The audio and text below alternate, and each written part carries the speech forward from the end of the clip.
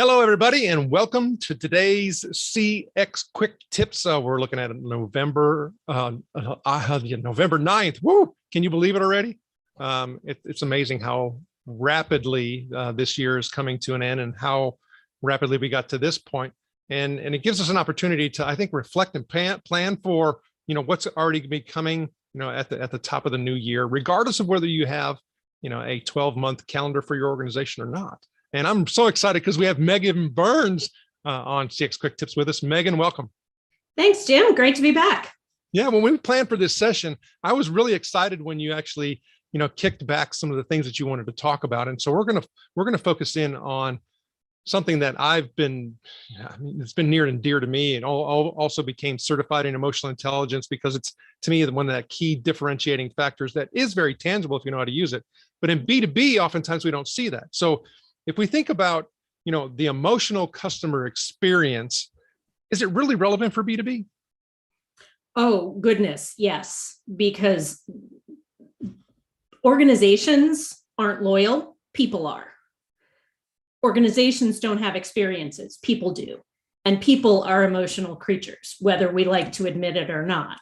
So the emotional experience of the human beings who are your key stakeholders in your client organization, that's absolutely part of it. And frankly, a bigger part of it than most people want to admit. Well, and I think now we're starting to admit it because the role of emotion has changed for B2B since the COVID lockdown. But how much so has it changed? Well, it's changed enormously and in a couple different ways. The first thing I want to address is the fact that, at least in American culture, the word emotion tends to be, it sort of leads you to think about hysterics. Being emotional does not mean being hysterical. You are having emotions, whether it's a wildly great or wildly terrible experience. What's happened with COVID is that the uncertainty and the anxiety have gone up. And human beings like predictability, and we like to know what's going to happen. So the emphasis, consciously or unconsciously, that B2B buyers and B2B users are placing on trust. I may not know what's going to happen next, but do I feel confident that this organization will be easy to work with, has my back, knows my business, is still going to be here? Those things have always been important. But when we're in a period of less sort of global uncertainty, that falls to the back burner a little bit. And now it's all about, I got to have partners I can trust, because who knows where this roller coaster is going next. You bring up some really interesting points. I think we all go through that, both in our personal and professional lives. And like you said, it's been moved up and ratcheted up to a higher level of priority. And so I start thinking about the companies that fail to recognize that and fail to make adjustments. And so, what are the potential, consequences if I am a B2B organization and I am not, building my strategy and tactics around leveraging emotion? Yeah. It's a slow burn, which is, I think, what gets a lot of people.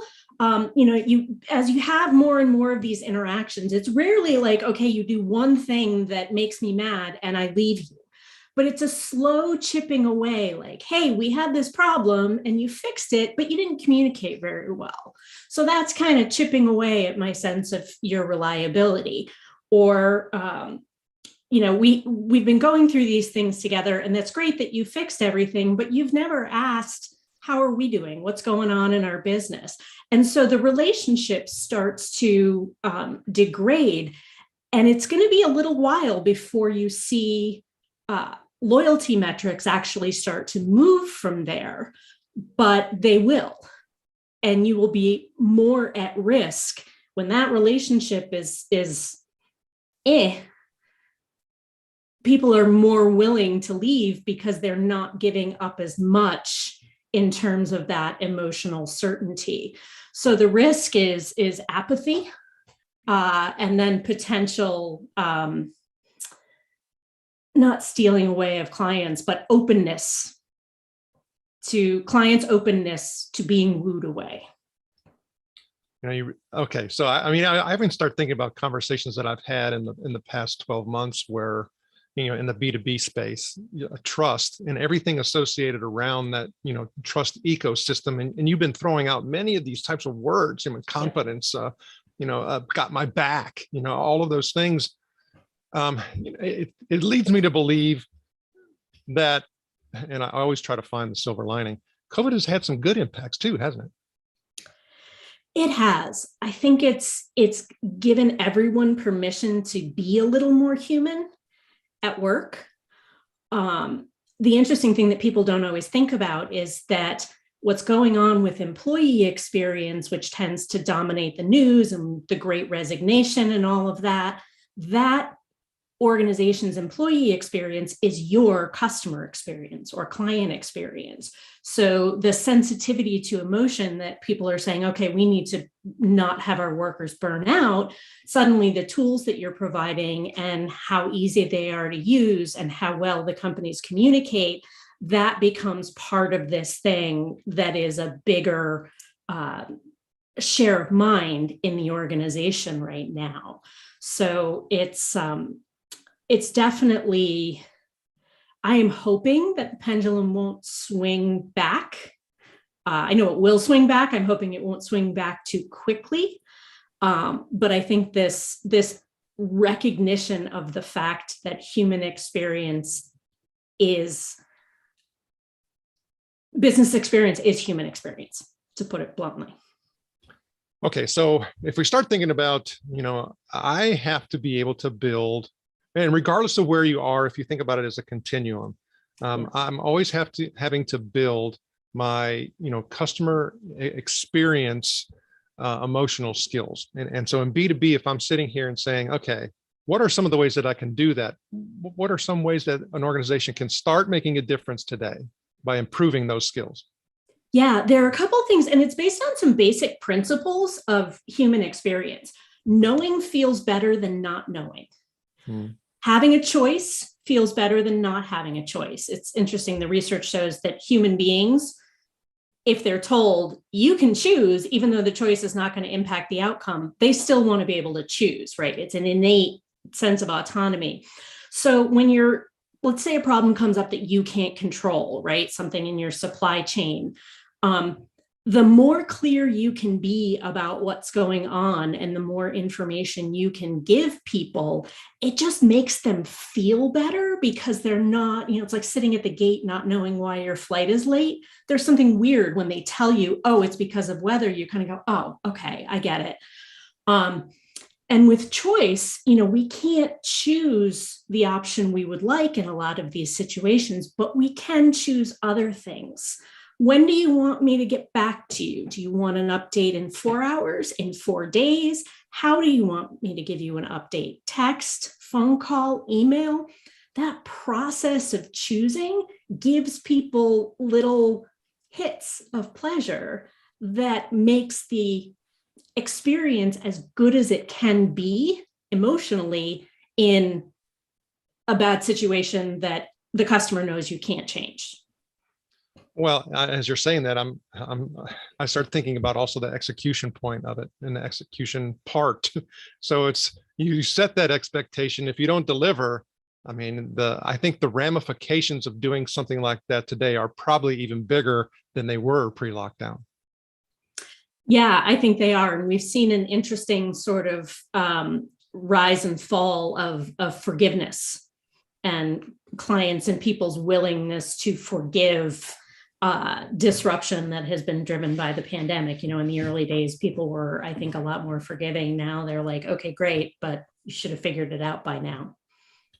That's a great point. And I think we have experienced that prior to COVID, where we had some of these chronic, and repeating problems that are more system-based, and essentially we were just trying to, deal with the aftermath and the day-to-day. And it doesn't matter if you're B2B or B2C. It was the same thing that was applying. And I do think that there's a little bit less forgiveness from that perspective, because ultimately what you were talking about too is that we not only want to feel trust, but we seek it. Yep. And our confidence in what's going to happen next, it is based on what happened in the past. Mhm. And so as companies have gotten better and better at customer experience, we have had fewer and fewer instances as customers where we've had to wait. Right? It was normal to wait a week or 2 weeks for something to come in the mail 30 years ago. Now you wait 3 seconds for an email to come and you're like, oh, so we also have to understand sort of how we're a little bit victims of our own success in that regard, but it's a problem it's a challenge we're going to keep having. Let's put it that way. As you say that, I start thinking about waiting in those long lines at places that used to be called fast food. Yeah. It's like, what happened here? Yeah.